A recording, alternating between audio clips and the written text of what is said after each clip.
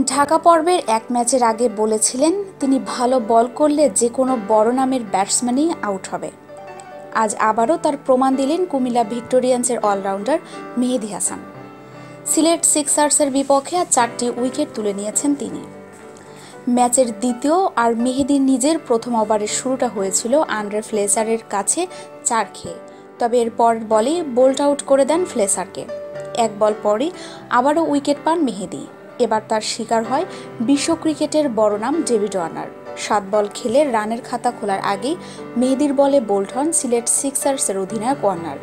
পরের বলেই আফিফ হোসেন ধ্রুবকে এলবিডব্লিউ করে ফাঁদে ফেললে হ্যাটট্রিকের সুযোগ আসে মেহেদীর সামনে, তবে সুযোগটি কাজে লাগাতে পারেননি তিনি।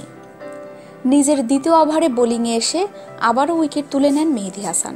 এবারও ব্যাটসম্যানকে এলবিডব্লিউর ফাঁদে ফেলেন তিনি।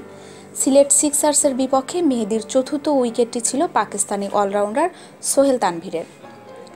নিজের দ্বিতীয় ও চতুর্থ ওভারে আর কোনো উইকেট পাননি মেহেদী।